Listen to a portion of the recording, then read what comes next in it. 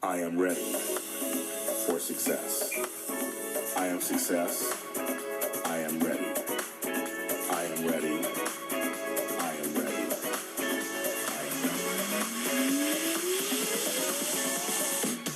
Welcome, welcome, welcome. And that is my song, you guys. That's right, I have a song. It is out there on all music platforms. You can, wherever you find music, you can find my song and buy it and support me. And some good message, because we are all ready for success, right? And my guest is one of the people who's like that too. Welcome to Extra Connections. I'm your host, James Lott Jr. And it's our 1 year anniversary of our whole brand. I'm so excited. I can't believe it. I happened to look up the other day and I'm like, wait a minute. I was talking to my colleague, Rena Garcia, shout out to her, who brought me onto this project a year ago. And I was like, it's been a year. Time goes by fast. And our mission on the show is to connect our communities. That's been our mission for the whole year. We have a bunch of wonderful shows this past year you can listen to on iTunes and Spreaker.com that are great. And I just want to give a couple of shout outs before I introduce my guests and begin the show. Rena Garcia, who completely came to me. She saw me on my other show, the SOS show with James Lott Jr., and was like, he's a good host. Who is he? She actually watched me in the studio and actually talked to me. And I asked me to come on and co-produce and show run and co-host a show with her. And it's been a great experience doing that with her. And so I give a shout out to her. And then the spin-off show, which is this one, Extra Connections, furthering the conversation and giving you an hour more of content.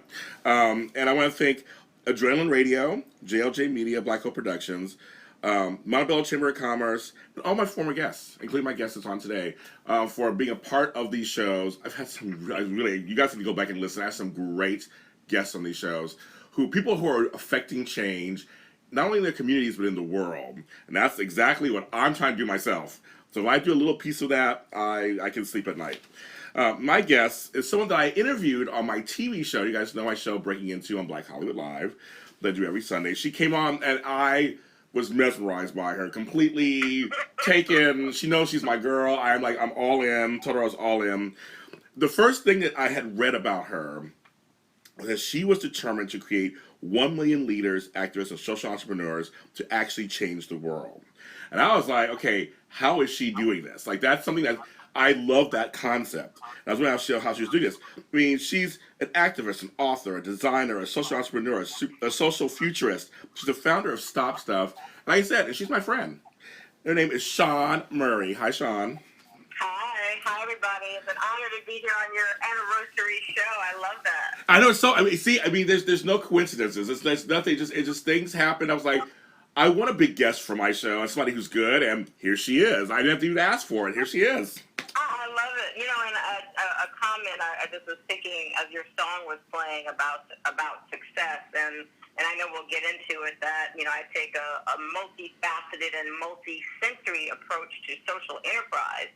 And from that multi-sensory, in terms of music, it is so important. And your song has, you know, music is hypnotic. And, you know, having sort of hypnotic beats and hypnotic words has an impact on us. And, you know, recently, I think a lot of us have been watching the Defiant Ones and kind of going back to NWA days and all that. And I've worked with, surprisingly, I was watching and I was like, oh, I actually know these people. You know, I've worked with Ted Field and Steve Berman, and I was kind of getting impressed with myself a little bit. I was like, wow, that's kind of interesting. I was like, wow, let's do that. But what I was thinking about as I was listening to your song is, you know, in one of the episodes, they reminded us about the FBI reaching out to NWA to get them to stop their music. And what it made me think, bring it to current day, I was like, okay, so the FBI had an issue with their music and wanted them to stop, trying to say they were inciting violence or what have you. But then when you look at some of the music that's out there now, Future has this song, I think it's called Take Off the Mask or something, but the words in it are just repeatedly Percocet and Molly, Percocet and Molly. I'm like, what the hell is that? That is something that I wish the FBI would put out something to stop that nonsense. Because you have kids literally listening to the hypnotic effect of music, which is why, you know, rap music is so powerful, by the way, and saying Percocet and Molly. And that's unacceptable. and that man has children, and I know he has his career, whatever it is, and he's not the only one. It's just I heard that, and I think it's so blatantly atrocious, and that is not helping anybody in the world, the country, our community. It's a travesty, and that kind of music should not be listened to by children, let alone adults. Really, it's horrifying. So to hear yours, which is a focus on success, and kind of going back to even old school hip hop, which I've been fortunate of late to have some really interesting conversations with some hip hop legends lately about how and why they did what they did and the messages that they were trying to address in the community, which unfortunately have been thwarted for a multitude of reasons. So I just want to acknowledge that you putting out that kind of music, I think, is really powerful. So I was actually thinking, okay, so I got 3 things to comment on. You said a mouthful that I wanted to comment on 3 things. One, thank you, because the song came to me in 15 minutes. It was divine intervention. And my producer, Palms, I'm giving a shout out to Palms, he and I work really well together. And I said, I want to do conscious dance music. I said, I want to do something, because, I'm a little older than these people out there today. So I wasn't out there trying to do, booty-based party music. That wasn't about that. I want to do songs and write songs that actually have a message of some sort. And the response I've gotten to this song has been so wonderful. I'm working on a video, which will make it even bigger, of course, when you have a visual going with it. But it's funny that you say that, because I had a guest on this show a few weeks ago who wants his gospel choir to record my song. Because he liked the message. Like you just say, he goes, well, the message is really, it's a simple message, but it's uplifting. And I'm like, that was my point, is I want something that's, because I heard a song, I didn't know the song was out there, called I'm in Love with the Coco. And at first, I thought it was about Coco, Ice-T's wife. I was like, that's how old. Yeah. So I'm a little old, I guess, and out of tune. So, but to go with what you're saying, the music was catchy, like the beat and everything was so catchy. And then you didn't even realize that you were like supporting cocaine. Yeah. Oh, what? Oh my God, what is happening? And that's what was literally pumping through your brain. I mean, it's really crazy. It is, and it's a hit song. It's a hit song. It's a hit song. Those simple messages, like you were saying, that yours is simple, and same thing with stop stuff. Stop stuff is simple. Yes, stop, yes. Stop. Like, you don't have to think about what that means. Stop. There's all kinds of things we can all agree that we want to stop. So let's figure out how to stop it. Let's supporting stopping it. It can't get any simpler than that. I was going to say later on the show, you cut me to it's great. I was going to say I love your brand. It's just stop. Because I have a sister who always says to her kids, stop it. Just stop it. Like there's nothing else to say. Just stop it. And your stop stuff does that. Another thing I want to talk about just briefly is the Defiant Ones. I just watched all 4 parts. I was so impressed. Alan Hughes, director, did a great job. First of all, but he got everybody. I mean, everybody was in this documentary. I mean, from Stevie Nicks to Tom Petty, Bruce Springsteen. I mean, like they got everybody and how the working process is. And all these artists he had in there are artists with integrity. These are artists who they write music with purpose. Stevie Nicks does, of course, and Bruce Springsteen does, and Tom Petty, and so does NWA, and so does Dr. Dre, and the folks that he works with. There were a couple parts of the documentary that really got to me, and one was the DOC story, of course. It's so tragic. He brought it on himself by doing the ecstasy and toppling his car, but he had everyone saying how his voice and his writing was so powerful. And when he's listening to his voice, and he's just sitting there, and there's no dialogue, he's just kind of sitting there. You could feel the weight of his mistake. And later there's a scene with P. Diddy, where he completely he's not fully over the whole Tupac Biggie thing. It's like you could tell. It's like he just wanted to make music. He just wanted to make fun music. Everybody have a good time, and it got really deep. And people died, and they're showing his face. And these guys are all my age. We're all around the same age, and it's just like I know what that feels like when you look back on stuff later, as you've learned in life more things. And that's why I like about you, because you're like, I'm trying to teach you early, so you don't have to go through these lessons that some of us had to go through, and in our 40s and 50s finally get. It's like, no, Sean's telling you. Lessons, but also just, empowering people with those lessons, but also empowering people who are out there doing things to change the world as well. I just got off a conference call a few minutes ago where I was on the phone with 4 organizations that are doing amazing work in human trafficking, in workforce development, in recidivism, domestic violence, and I guarantee that you have not heard of one of these organizations. One of the guys on the phone call who's focused on human trafficking is an astrophysicist. Wow. So there are people, and that part of the mission of Stop Stuff is to bring awareness to and financing to organizations that are out in the street helping changing the world that no one even knows about. I mean, we don't need to know about, the Red Cross, the United Nations have these big budgets and big staffs that they're paying millions and millions of dollars. We need to know about the organizations that are actually in the street doing this stuff every single day. And one of the organizations I'm working with is called Father's Day Rally Committee, and they're in Philadelphia. And Philadelphia over this last weekend, they're calling it the Weekend of Carnage. I mean, just think of that word, carnage. I know. There were 13 people shot and 4 people killed over this past weekend in Philadelphia. Homicides are up 20% year over year and higher than they've been since 2012. And this particular guy goes literally out in the streets to stop gun violence on a regular basis. He's in the streets. He's working on policy. He's with politicians, what have you. I mean, why don't we know about this organization? That's something that all around the country we should know about what this guy's doing, and these numbers should be like resonating in our heads. When this kid, I think I sent it to you, his name is Gustavo Garcia, is a 10-year-old boy who was shot in the back this past Friday in Chicago.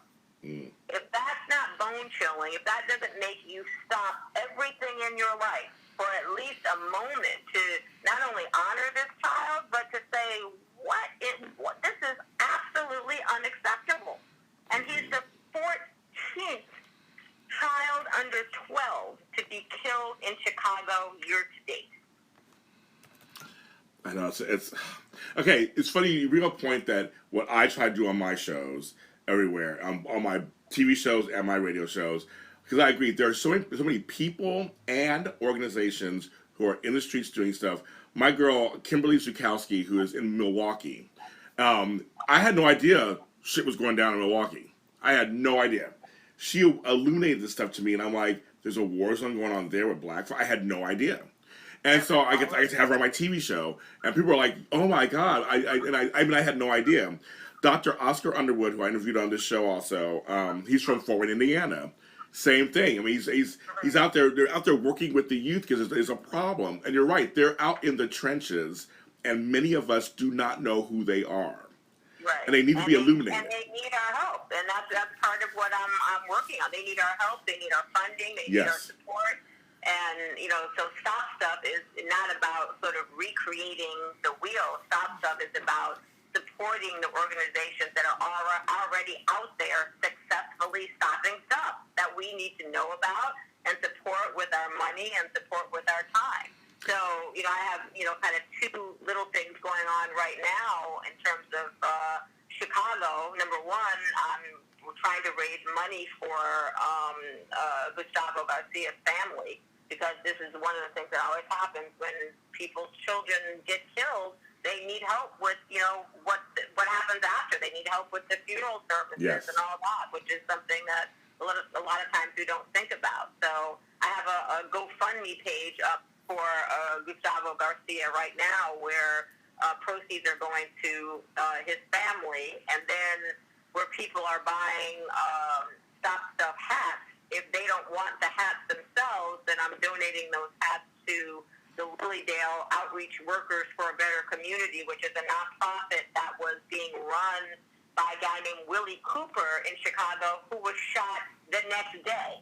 Wow. In Chicago. Yeah. And I'm sorry, shot with an AR, what is it, AR-5 or AR-15, whatever it is, an assault rifle. Mm-hmm. He was a guy who his nonprofit that he was running is they helped to provide jobs for teens in Chicago, and he was shot with an assault rifle the day after this 10-year-old boy was shot in the back. Do you know that Chicago has had more killings since 2001 than the Iraq and Afghanistan wars combined? I know, and I love Chicago. I go visit there. I visit there all the time. I'm so sad that this city is going through going through a war zone.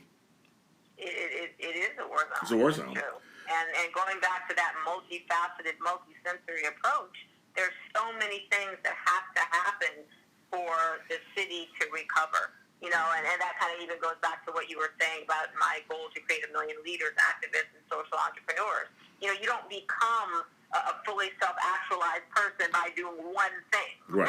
There are lots of things that you have to do. You know, you have to be educated. Right. And by educated, I mean you have to know your history, and particularly for young black men in America, that the history of Black American culture and the success of Black American culture, the building of businesses, the participation in government, the innovative solutions and technology, all of that is left out of our educational institutions. It's public school. That stuff is not taught. It's left out of American history, which is absolutely unacceptable. Because imagine, you know, if you're like a 9-year-old black kid and you walk out knowing that Tulsa, Oklahoma has 6 black millionaires and 6 private planes and surgeons and businesses, and the black dollar stayed in the community for over a year, you're going to be walking out of school that day like a peacock. Like, I can do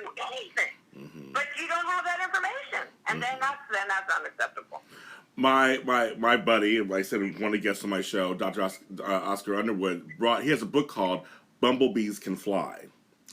And he wrote that because the actual physiology of a bumblebee, they shouldn't be able to fly because they're too big and whatever, but they do anyway, and because it's their inherent. He calls it the inherent power, and he says that all young black men have an inherent power.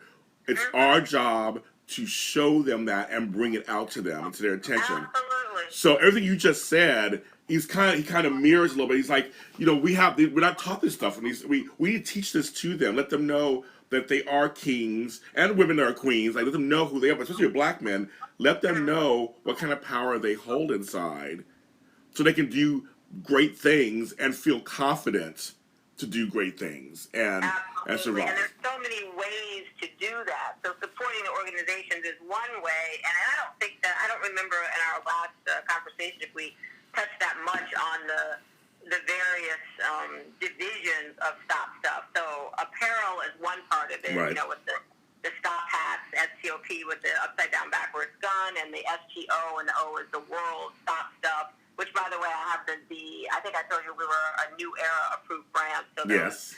New Era hats are actually in, which is like really amazing because they're just these amazing New Era hats that I love. Wow, and for anyone listening, you get those by going to stopstuff.com, and then 15% of those proceeds is going back out into the community to nonprofits.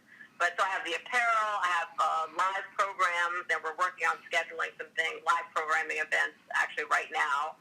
Social franchising, looking at turning Stop Stuff into franchises around the country. So imagine you have Stop Stuff franchises in different cities around the country that are focused on the things that are relevant to that particular city. Great idea. I love that. And then Stop Stuff crowdfunding and a Stop Stuff app that we're developing. Stop Stuff visual media in terms of film and also children's programming. And then, of course, the Stop Stuff Institute, as you mentioned, which is a nonprofit dedicated to creating 1 million leaders, activists, and social entrepreneurs to come up with innovative solutions to change the world. So you're like me. We're creating our empires. I love it. We have our empire. We're putting our empires out there. I love it. I call Stop Stuff the Viacom for social enterprise. Okay. I'm not kidding. I don't blame. I'm serious. I know you're serious. I'm totally bomb. I know you are. I do not doubt anything you're saying. I told you last time, I do not doubt at all. I'm very excited to watch and be part of your journey and how that goes. But what? So one of the things you said, I just totally agree with is we have to kind of blanket everything. And I love, and this is so funny, you guys. If you follow her on social media, girlfriend here speaks her mind and puts out.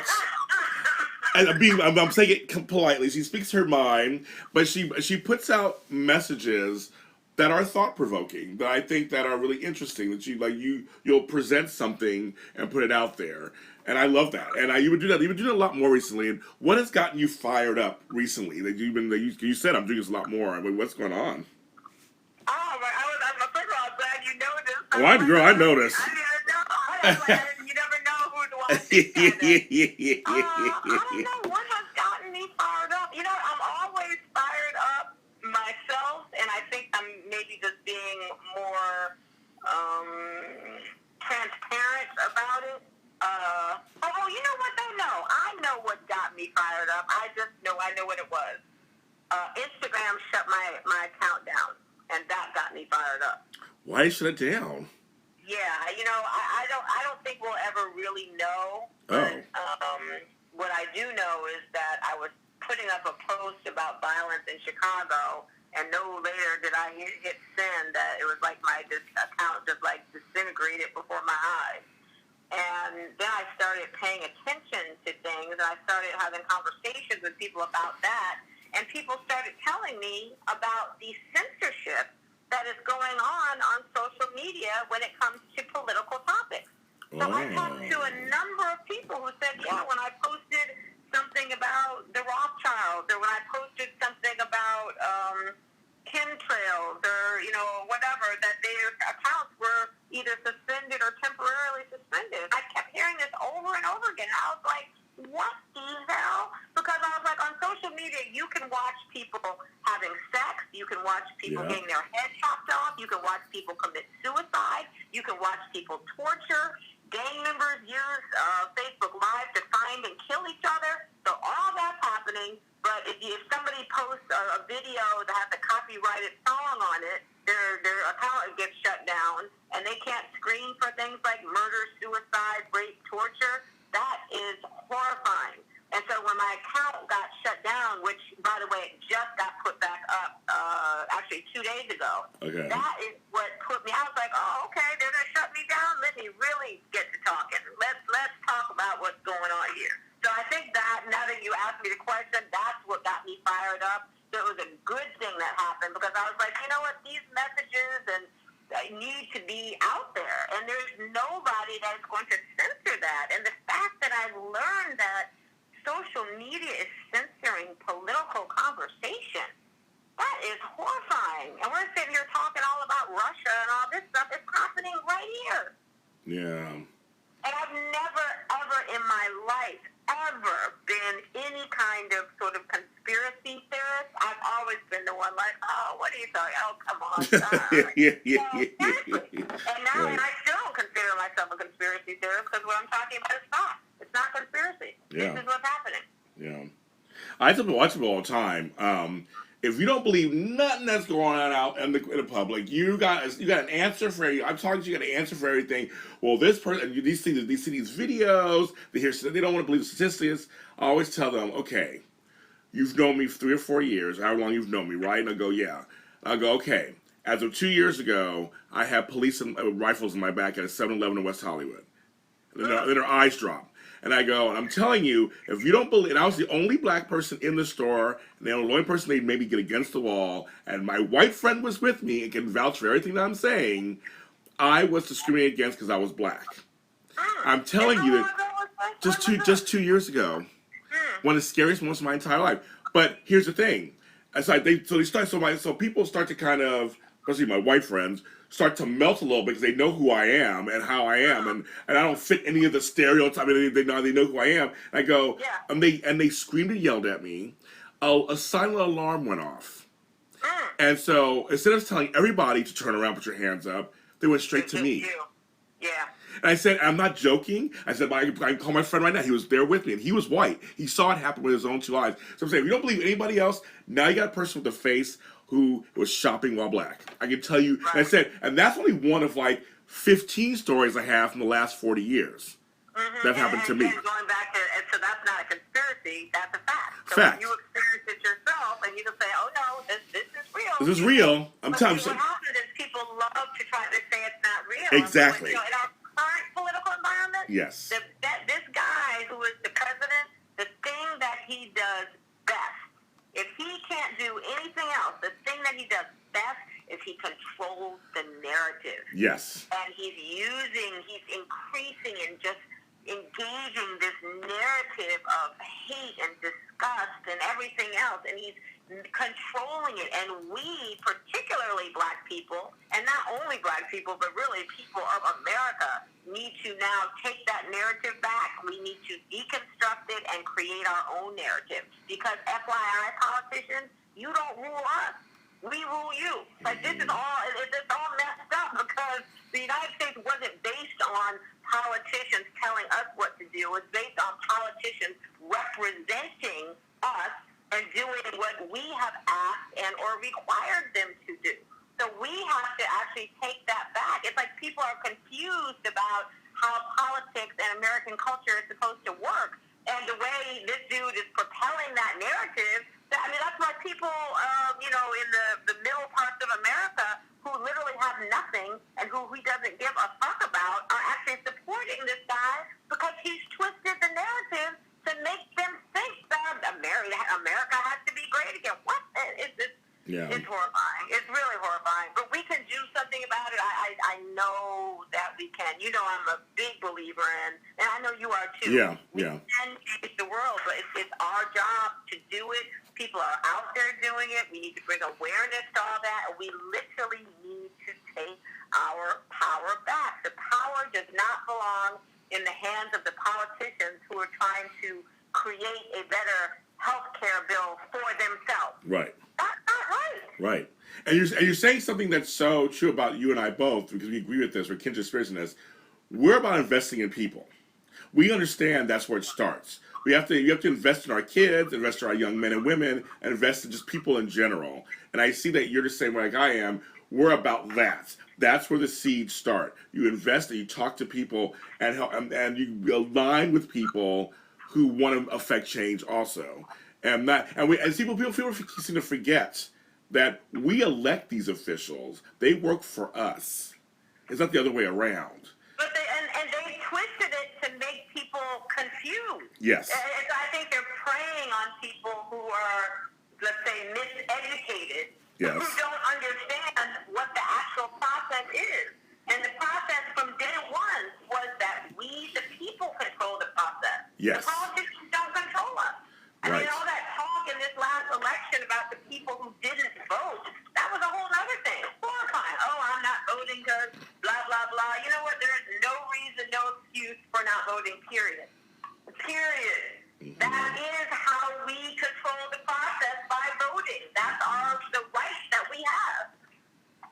Then we could go to a whole other conversation about voting, and you look at, the whole prison system and how it was created so that all these black people who come out of prison that then can't vote. Right. I mean, the thing is, we have so many broken systems at the moment. That's like, but I'm like you. I'm optimistic. I always feel that glass is half full. As long as we all have breath in our lungs and can use our voices and can write or whatever, I feel like we can come together and make something still happen. I'm not done. Like I'll be done when I'm dead. I'm not done. Yeah, me too. I'm going down fighting too. Exactly. Me too, girl. Absolutely. Me too. I'm like, I'm not done. And there are many people who have said to me, they're like, Sean, you shouldn't use words like movement, and you shouldn't talk about gun violence, then because they're gonna try. Whoever they are. Yeah. Like, was it DJ Khaled said gay, right? Yes. They're gonna kill you or whatever. I said, well then I guess I'll go down doing what's right. And even if that were to happen, I mean, one thing about black people certainly is that we are resilient. I mean, we've been taken down time and time again, but we continue to rise up each time. I had somebody the other day. It's such an old cliche when I hear it. But this was a younger person in his mid-20s, let's say mid-20s, person of color, not even a white person, a person of color. when we talked about, I talked about the Afro-Caribbean, because I come from Afro-Caribbean family, and I've been to the Eastern Caribbean many times, and I said, yeah, there's a lot of points of entry that were slave stuff. And one of the first things he says to me was like, well, blacks own slaves too. And I'm like, it's just funny how, like, first of all, do you know the whole context of all about that and everything? And I said, but first of all, Europeans brought the whole slave thing in the world first anyway. It's like, we always want to go ahead and dismiss something with something that's actually kind of not as important as the larger story. And that always is like, and it's the younger person. So I'm like, but they're probably taught this. And so it's like, and that goes back to what I was saying about what's taught in school. I mean, if you think about the only Black American history that I recall learning in school was slavery was one, and Martin Luther King was the other. And in the Martin Luther King context, they made it as if Martin Luther King and Malcolm X were staunch enemies, which they were not. Which they were not, exactly, which they were not. And they made it look like Abraham Lincoln was some kind of god that came down from heaven, when in fact that everything he did was based on a political agenda. Yes. He was not the great emancipator. He did emancipate. Yes. That's great. That is great. No, right. No, yes. No, we appreciate it. Yes. The great emancipator. Right. And, I remember writing, I grew up in Westport, Connecticut, and, I was one of very few Black people and Black families there. And I wrote a paper as a kid one time about Abraham Lincoln, and I think the name of the paper was The Great Emancipator, ? And I might have been in, 5th grade or something. Wow. I remember, and I, did all this research about it's in writing, all the things he said about, slavery and Black people, blah, blah, blah. And so that's what my whole paper was about, was like, is he really the great emancipator when these are what his beliefs is, and the only reason that the Emancipation Proclamation, that he promoted it was for political reasons. And so then my teacher at the time, of course I got an A on the paper because it was A work, but the teacher is like, oh, I'm so sorry you feel this way. I'm like, feel this way? This isn't a feeling. These are facts. Right. This is not about how I feel. This is actually history. So and fortunately, I had a family that could support me in that, and empowered me to have the kind of strength to write something like that and then defend it as a child. I had to defend that stuff, and a lot of people don't have that the fortune of having a family or resources that can support you that way. But the whole, the fact that kind of education is just not included in public education around the country is unacceptable and extremely strategic. It's crazy because I went to the Dominican Republic and I got a tour. I actually stayed in the colonial district in Santo Domingo. I didn't go to Punta Cana or Punta Playa. I didn't go to a resort. I actually went to the city, and it was a great experience for me. I loved it. But it was funny. I went to Haiti. I saw Haiti. I did the whole thing. It was a great experience. But here's what's funny. So the Dominican Republic, they have lots of statues of their founding fathers and a big statue of Columbus's wife. She's big there. All this stuff. Then, I get home, and about a few months later, this special on PBS comes on, Black in Latin America. And they cover about 5 countries. One of them is the Dominican Republic. So here's what happens. They're showing those same statues and paintings. They were all altered. The founding fathers were actually mixed race with African blood, but they didn't want to show that. They made them whitewashed. They shaved their noses down in the pictures, their lips, made them lighter. I was like, oh my God. And it's like, because once the Dominican Republic, they all look like me. They look like you. They look like us. They're all brown, looking like big noses and lips and everything. Just like us. And I went, oh my God, this is crazy. Because all the founding fathers, I said they did. I looked at my pictures again from my trip. I'm like, they're right. They're all thin-nosed and small-lipped and lighter. And so the color issue, the African issue is still, it's in Eastern and Caribbean, it's still an issue. Yeah. So it's like, but you're saying, talk about rewriting history and changing history, it's happening all over the place, and that's a shame, because we're being taught what's filtered to us. But as we get older, we're believing it. We're believing it. Filtered to us, and that's why I say about this current administration, the guy is an expert at creating the narrative. I mean, he just says out and out lies. Yes. And most of the country, then when they poll the country, they believe it, even when you find out it's a lie. Right. I mean, I find that it's just mind-boggling, but he's so good at it. Yep. To be like, oh, the sky is pink and purple. And Right. you're looking at the sky and it's blue. But he's like, nope, it is pink and purple. That's right. And then all the other people look and they're like, oh, yeah, it's pink and purple. We're like, no, it's blue. I mean, it's that crazy. And now you have a quote that you use that I like. This is Ralph Waldo Emerson. In one soul, in your soul, there are resources for the world. I love that. Yeah. Again, it goes back with my whole thing about going within, investing in the person, the infinite, inherent power that Dr. Oscar talks about. Like you're right. I love that. It's like I always say it begins and ends with you. I'm a life coach, and I always tell people it begins and ends with you. Whatever you choose to do, it starts with you. Yeah, that's why I say our motto is be yourself, change the world. Yep. I love that. I love that one too. We have to make that decision. But again, we have to. Some of us, have been put in let's say, had the luxury of being able to make that decision. And then there are others, in order to make decisions, you have to have information to evaluate. Let's put it that way. And there are people around the country who are not provided with that information to evaluate. So when again, looking at these, Chicago, there's violence all over the country. Chicago is by far the worst. Yes. And you have these young black men who have not been given information to evaluate. Right. All they know is what they've been told, which is they're being told that they're animals. They're being told that they have no skills. They're being told that they have no resources. So they're trying to, in a way, kind of find their own way. As a matter of fact, the post that I put up just before Instagram shut me down there was an article that a friend of mine had sent me that was from in the BBC. There was a BBC article about Chicago. And it's always great to read news from the perspective that's outside of the country. And this article was it was a stunning article that really just got into the feeling of what is happening in Chicago in a way that they don't ever do in the United States. But they showed these boys who were all trying to get involved in rap music and all that, and they were doing this video, and they had all these guns, and they were in this abandoned home shooting this rap video. And one of the kids said, it looks like we're glorifying the ghetto, but really what we're trying to do is show our potential as much as we can so we can get out of here. And I was like, whoa, that just...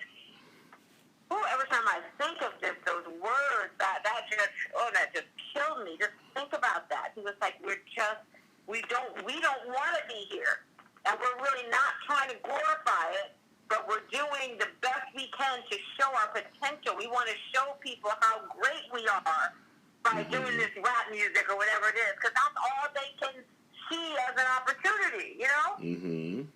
And that is, I just thought those were like the saddest words I've ever heard. The saddest words I've ever heard. To think, wow, you're just trying to show your potential so you can get out of the ghetto. What's funny, one of the young actors from Days of Our Lives, and he's done other stuff too, a black actor named Terrell Ransom Jr. He's like maybe 12, 13 years old. I had him on my show. Charismatic young man, great actor on the show. He played an autistic young boy on the show, great acting. Showed lots of depth. When I have him on my show, he also has an alter ego, which is he has a rapper. And I saw some of his videos. I'm like, dude, these are really, adult kind of in terms of his themes. And what broke my heart, he's an actor in Hollywood who's a young guy, and he's telling me, he goes, well, I had to make some of these videos, these songs, because we're being killed. And I tell my friends how to be careful with the police. And that broke my heart. At 12, 13 years old, I'm like, he already knows this message already. Yeah. And it's just like, I'm glad he's doing something to affect change, of course, but like the fact that he can't even be a kid fully and enjoy just his childhood as a boy.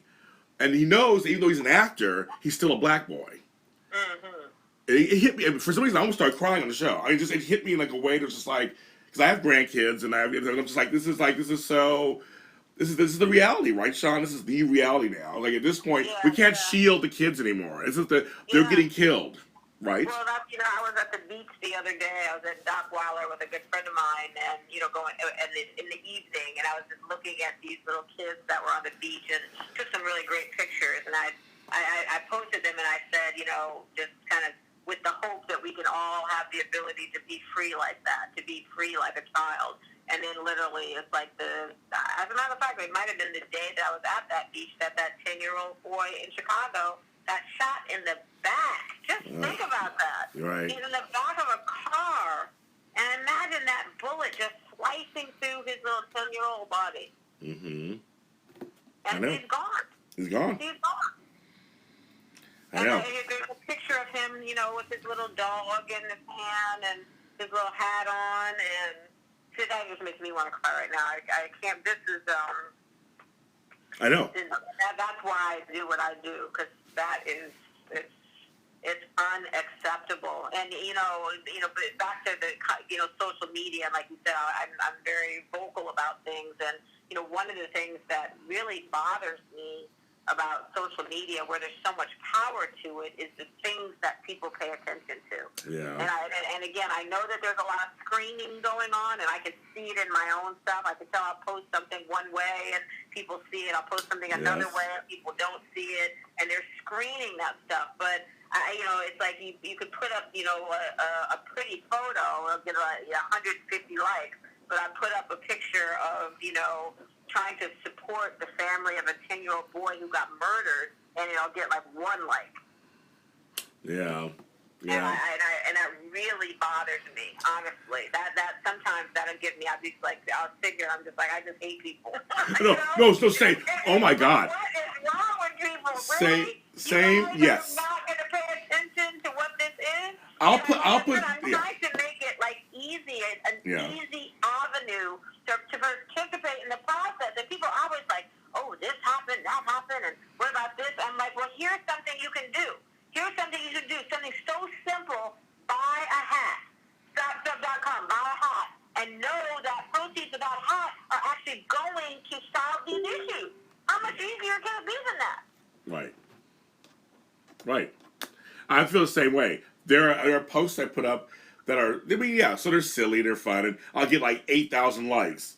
But then I put up something that's kind of on a serious note, or something that I'm working on that I feel I'm very proud of, and get like 3 or 4. You get like 1. You're like, okay. And that's from your mother. Yeah, exactly. And it's so funny because like today there's a post going, and I just saw her in concert last week, and actually she was good when I saw her. Mariah Carey in Vegas. There's a thing going around, a video where she's hardly dancing. I saw that. Yes. I laughed. Lazily on the Yes. stage or whatever. Yes, I laughed, but I'm like, all I know is when I saw her on the 11th last week, and she doesn't dance around anyway. She's not a dancer, first of all. Her dancers dance, but she did give a great performance when I saw her. So I'm like, everybody's just being funny, whatever. But like, that's getting tons of likes. That's getting shared everywhere. That's where we're at in this social media empire. That's the big thing. But you mentioned that somebody gets killed. There's just last night in Milwaukee, there were 4 people shot. And 2 of them were 5 years old, 9 years old. That's not getting passed around enough. I mean, like that's just oh well. I guess that's just kind of what happens. It's like, but Mariah Carey, they're making a meme out of her. That's what's popular. It's like I don't get it sometimes. I really don't either. I don't. And here's my thing about black folks. I'm just talking about black folks for a second, because other races come together, and black folks don't, and that's the problem. Asian, Latino, they come together. I had a talk the other day with some people. A couple of white folks were in there, but there are people of color, and we mentioned how a lot of the Latino and Asian and some black, they keep their grandparents. They live with them. They get a little older. They move them in. The mothers move them in. They live with them. The grandfathers live with them. Where the white folks are like, well, I send them in a home. I put them in a home. Like they don't have the culture like we do, or like many cultures do, where you don't just throw away the old people. Right. I mean, yeah, you may cuss about them every day and they get on your nerves when they live with you, but you bring them in. You know how that is. You still bring them in. They're getting your nerves, but you bring them in. But that's a cultural thing. So I think it's really funny how I tell people all the time, if we really got together and stopped the whole, there's only one slot for that one black person, go, and made it where it's like, let's open it up for all of us, because we... And this is what we've already done. So that's why I always go back to that history, and I go back to Black Wall Street in particular, because, part of what unfortunately runs through our psyche, and it's real. Again, this is not some conspiracy theory. It's real. The reality is that when we have been successful in this country, they have slaughtered us. Yes. And, Red Summer 1919, there were literally 30 cities around the country where they created a false narrative, back to the, fake news. Right. The false narrative in almost every one of those cases was that a black man had raped or tried to rape a white woman. They promoted the fake news, and it caused mob murders of black people, and some where the entire town was razed and people were killed. I mean, that is, and so we, in our blood, even for those of us who aren't familiar with the history, it's running through our veins. I agree. I agree. That if you're successful, you're gonna die. Yes. That's why people say to me, Sean, and when they say it to me, I think to myself, wow, there it is again. It's running through somebody's brain that if as a black person you're out trying to do good things or you're successful, then you're going to get killed. And that's the reality. And you know what? And it may happen. Right. And if it does, that cannot stop us from doing it. I was actually at the Los Angeles Juvenile Detention Center where we're about to do some work focused on human traffic kids that are there. And a conversation that I had with a gentleman there was, we're talking about the impact of trauma on DNA. Oh, okay. And, so it's interesting when you say things like, I say it's in my blood to do what I'm doing because of the history of educators in my family, going back to educating Booker T. Washington and all that. I say it's in my blood. I have to do this. And apparently it may actually physically be. So when you think about the trauma that black people have experienced in the United States going from slavery, and then we came up from slavery. We went through the Reconstruction period, and all these amazing things were happening, and they put Jim Crow, and they stopped that, and they killed, and they lynched. I mean, the concept of just lynchings happening on a weekly basis all over the country. Just think about that. I know. You're just walking around and you know that you might get lynched. Even the word lynch doesn't really give enough credence to what it is. Right. And there was a paper in Chicago, I can't remember the name of the newspaper, a black-owned newspaper back in the day that used to post in their newspaper the lynchings in graphic detail. And, I mean, just think about it. You're getting hung from a tree. Right. Right. And then your eyes start bulging out, and just all that, and then they light you on fire. Just think about that. It's making my stomach turn as I think about it now.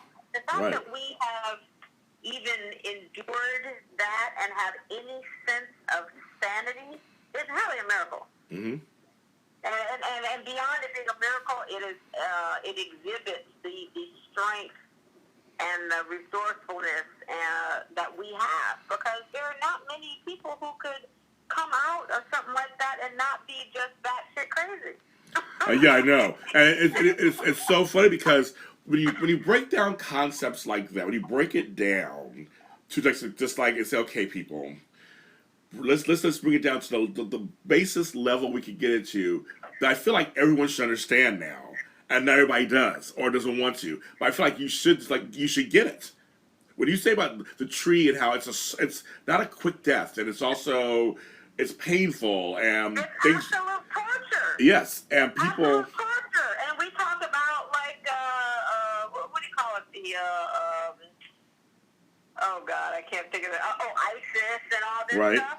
That's what's happening right here. Some of the worst torture in the world. And by the way, it only goes back 1 or 2 generations. Hello. And also, we're talking about not even too long ago when that guy was in Texas, dragged in the back of a truck. Yes, I remember that. Like that's like, so he's alive for a while, feeling that. Like, folks, think about that for a second. He's feeling the ground rip him to shreds before his head pops off. Like before that. it's like, hello. I mean, we're talking some really serious like stuff here. That's like you said, that is torture. And and let's say even before all that, I go when I talk about slavery. So I go think of the concept. I said I've been to cotton fields. Cotton. I got soft hands. Cotton is no joke to play with, and it's thorny and it hurts, and it's like you have to do that all day long in the heat. I'm crying because I have no air conditioner in my house for 3 hours. Right. These are people who had to be out. They had to be our ancestors had to be out there every day, or else. Or else. Now, I don't go any further with that. When I say or else, you can only imagine if they didn't do it, what would happen. Or else you're gonna die. Right. That's literally it. And and I keep just coming back to this, that the narrative, because just as we just kind of got into that and just talking out loud, thinking of the word lynch. Lynch doesn't even begin to say what it is because it is actual torture. Yes. And these killings and murders and burning towns down and killing people, that's actual terror. But why is it in this country we don't call it what it is? Nope. It wasn't, we call it slavery. That was torture and terror. Mm-hmm. So let's call it what it is. And I'm glad we're having this conversation because that's what I'll be calling it henceforth. Yeah. All that other stuff, it just makes it almost like flowery in a way. Yes. And my reason why I like this conversation is because I want people to understand what you're doing, what I do a little bit at the media side, but what you're doing is you're really out there trying to go out in the trenches, investing in individuals to go out there and go out in the trenches also. That's kind of what, just to stop stuff. Like, let's just tie it all back together. To stop stuff. And that's kind of what your mission is. It's like, and you're doing it through various means. And millennials, I love millennials. They get a bad rap for a lot of reasons, but 74% of millennials participate in nonprofits with money or time.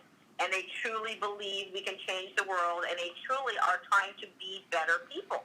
So we have to provide those opportunities and resources and guidance so that they can do that. The other thing is I love people who've been through stuff. I always say people who've been through stuff, done stuff, and aren't afraid to talk about stuff. I like that. People who've experienced life and have experienced the kind of tragedy and torture and terror even that we're talking about right now, those are the people that can come up with the innovative solutions to solve those problems. They're the ones. Those are the voices that we need to empower. So one of the things I want to do, and actually hopefully whoever's listening to this podcast when it gets on, I am looking for millennials who are interested in becoming leaders, activists, and social entrepreneurs who have ideas about innovative solutions to the problems we have in the world so that we can start to implement those solutions, to implement them, to fund them, to put them into action, to create outcomes based on those ideas. That's what Stop Stuff is really, really about. That's good because it's completely, you really want people to feel it, and we really all can't stop stuff. I mean, that's the whole point. Like, the more of us that are doing it in all the various ways, I want to bring that point up too, because you see you're doing it, you have several points of entry of how you're doing this, just like I do. Through music, I have books, I have TV, I have radio, you have your stuff too, you have apparel, you have this. It can all change. People love t-shirts, people love hats, people love all kinds of stuff, and it totally works. Get the message out. Absolutely. And another thing is, again, if people are listening, I'm looking for, we're putting together Stop Stuff street teams. So those are, people who really believe we can change the world, who want to start, putting together, Stop Stuff rallies, putting the message out there, supporting what it is, and really supporting and being a part of the movement. So, we welcome you, and you can reach out to me at info@stopstuff.com. You are the bomb. I can talk to you forever and ever. I can talk to you forever, and I don't know what we just talked about, but it was good. It was good. The girl was good. You'll hear it. It was good. And of course, we'll talk. Like I said, you're not done with me, so we're going to continue our association for years to come, in various forms. And and as you mentioned something about me maybe coming to speak or do some panels. Whatever you want me to do, just please. I'm putting it together now. I want you on there. Believe me. Yes. need your voice. I'm here for you. Whatever I can do to help, I'm here for you. And you guys out there, I mean, really, so stop. So you have to. So okay, so tell them exactly where they can find you on all the interwebs. Well, number one is stopstuff.com. So stopstuff.com, go and buy the Stop Stuff hat. Right now there are 2 campaigns happening. We're supporting some of the efforts in Philadelphia related to gun violence and supporting Gustavo Garcia's family in Chicago. We hope that you'll help us do that. So stopstuff.com, go and buy a hat to help support that. And then on social media, at Seanne Murray, SeanneMurray. My Instagram account is back up. Yay. Yay. Oh my God. Thank God. Okay. Yes, and now I have a second Instagram account, which is StopStuffSNM, which are my initials, so you can find me there. But if you hashtag StopStuff or hashtag SNM, you'll find me that way. And we do follow back. So we'd love to participate with you and get in touch and communicate. And folks, her stuff also will be featured on our page, Community and Extra Connections. You'll be able to find stuff on there. And she's also on my Breaking Entry page. We did a show together. And you can go to my YouTube channel, JLJ Media, and see our interview together. If you want to see what she looks like in person and how we had another lively discussion on that show too. So you can look at that. You go to JLJ Media, go to the playlist. It's very organized on that page because I'm an organizer. Is under the Breaking Into playlist, and you'll see Seanne Murray. It's there. It's one of the later ones. So I'm heading towards 100 episodes. So she's one of the later ones on that show too. So watch that because you want some more information. It's another great interview. But you can find this, of course, on we have our Facebook page. You like us there. You can follow us on Spreaker.com, JLJ Media, and it's on iTunes, you guys. So just type in Extra Connections, and I'll pop up on iTunes.